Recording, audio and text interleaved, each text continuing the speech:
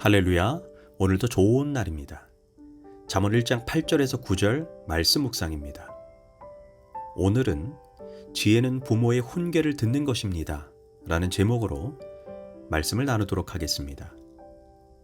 세상에서 말하는 지혜와 성경에서 말하는 지혜는 완전히 다릅니다.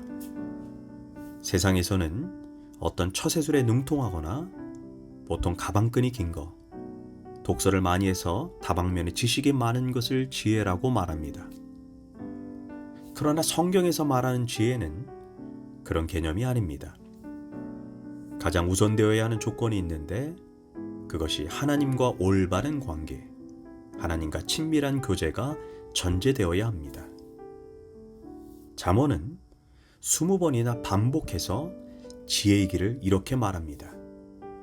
오직 여호와를 경외하는 것이 지혜의 근본이다. 지혜는 땅으로부터, 인간으로부터 시작되는 것이 아닌 오직 하늘로부터, 하나님으로부터 시작됩니다. 그래서 지혜가 부족하거든 모든 사람에게 후히 주시고 꾸짖지 아니하시는 하나님께 구하라고 성경은 말합니다.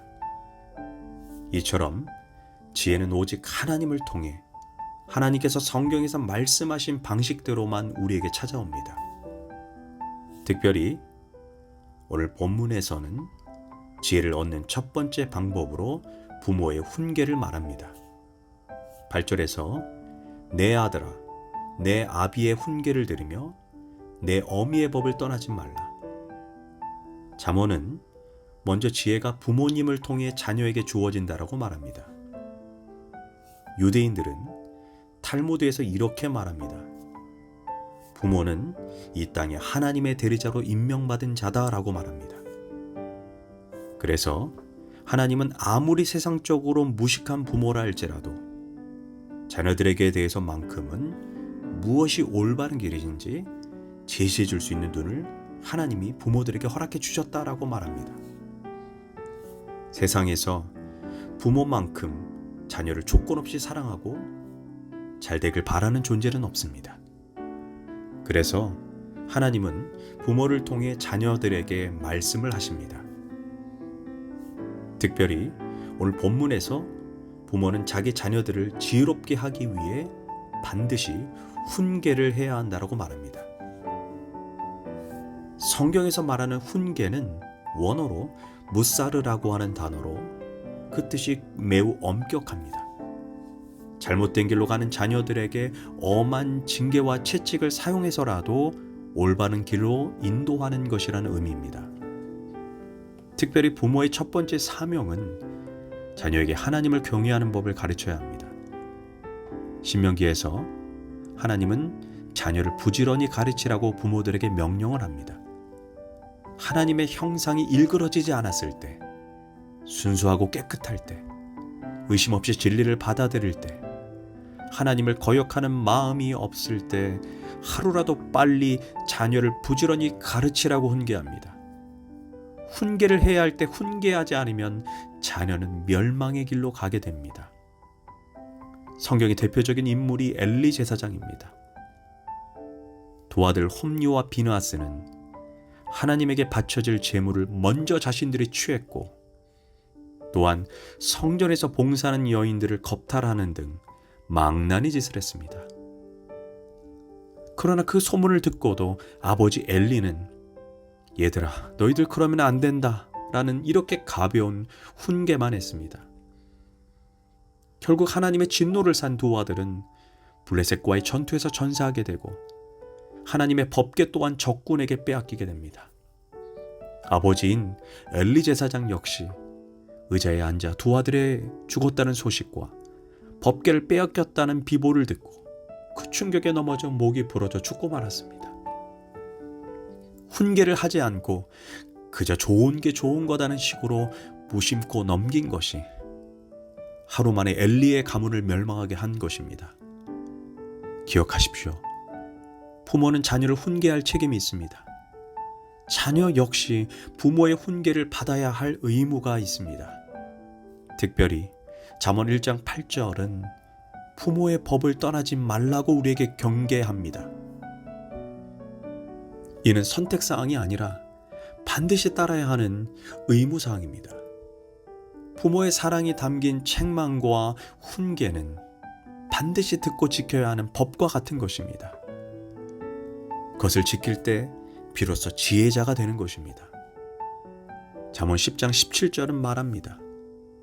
훈계를 지키는 자는 생명의 길로 행하여도 징계를 버리는 자는 그릇된 길로 가느니라.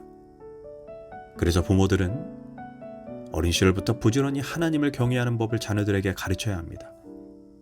지금 시대는 눈 감고 있으면 코를 베어가는 시대, 이슬에 옷 젖듯이 나도 모르게 세상에 물드는 시대입니다. 사탄과 세상은 우리 자녀들을 망가뜨리기 위해 온갖 방법을 동원합니다. 요즘 미국에서 성경과 반대되는 가치관을 초등학교 시절부터 가르치고 있습니다. 이는 한국도 더 이상 남 이야기가 아닙니다. 이성애와 동성애 간에 아무런 차이가 없다는 것입니다. 사랑은 아름다워 라고 말했을 때 맞아, 남녀가 서로 사랑하는 것이 아름다운 거지, 이렇게 생각하는 것이 원래 맞는 것이 아닙니까? 하지만 이제 교육은 아니야, 왜 남자와 여자의 사랑만 아름답다고 하니? 동성 간의 사랑과 결혼도 아름다운 거야 라고 가르치고 있다는 것입니다. 세상과 마귀는 우리 자녀들을 기다려주지 않습니다. 잘못된 교육으로 망가뜨리고 있습니다. 아이들이 커서 나중에 스스로 신앙적인 판단을 하겠지라고 착각합니다. 문제는 아이들의 가치관이 이미 타락해 버렸는데 나중에 누가 제대로 가르칠 수 있겠습니까? 물론 우리가 성소수자들을 이해하고 포용하고 기도해 주어야 합니다. 그러나 그들이 옳다, 그것도 괜찮다, 내 자녀도 아닌데 그것도 맞지, 이렇게 주장하는 것은 성경과 위배되는 것입니다. 반드시 기억해야 합니다. 교육에도 순서가 있습니다. 어릴 때는 강하게 다잡아야 하고 성장에서는 그 끈을 서서히 놓아주어야 합니다. 하지만 많은 부모가 거꾸로 합니다. 어릴 때는 마냥 예쁘고 사랑스러우니까 허용해 줍니다.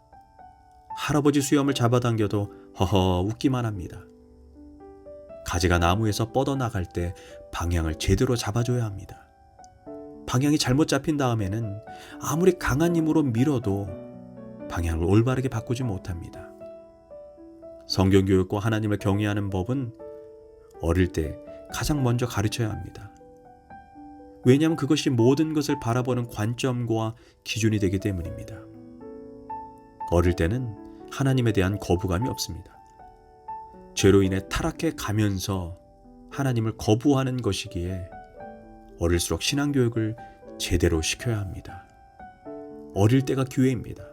악마에게 시간을 다 내어주고 아이의 가치관을 점령하게 만든 후에 회복하겠다고요.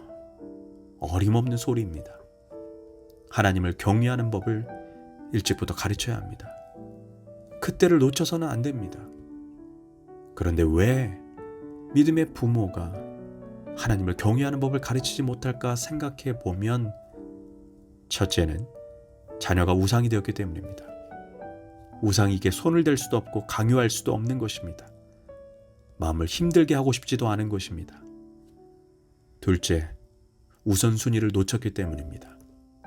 세상에 공부도 때가 있다 해서 신앙교육은 뒷전으로 밀어놓습니다. 신앙은 아이들이 크면 알아서 할 것이고 그냥 신앙교육을 옵션 정도로만 생각합니다. 그러나 그 아이는 커서 분명 하나님을 모르는 세대가 되어 철저히 무신론자들과 같은 가치관으로 지옥의 자녀가 됩니다. 이제는 아무리 하나님을 말해도 건성으로 듣습니다. 그 시기를 놓쳤기 때문입니다. 부모가 자녀에게 남은 과제는 돈을 남겨주는 것이 아닙니다. 평생에 여호와를 경외하는 법을 가르쳐야 합니다. 내 아들아, 내 아비의 훈계를 들으며 내 어미의 법을 떠나지 말라. 이는 내 머리에 아름다운 관이요 내 목에 금사슬이니라. 부모가 자녀의 인생을 영원토록 형통하고 명예롭게 하길 원한다면 하나님을 경외하는 법을 우선순위로 두시길 바랍니다. 기도하겠습니다. 하나님, 이 땅에 우리 자녀들에게 하나님을 경외하는 법을 가르치게 하소서. 우리의 전부를 다 드리더라도 우리가 자녀에게 하나님의 올바른 길을 가르칠 수 있도록 우리에게 지혜를 주십시오. 자녀들을 주님 안에 징계하여 올바른 길로 인도하게 하소서. 예수님의 이름으로 기도합니다. 아멘.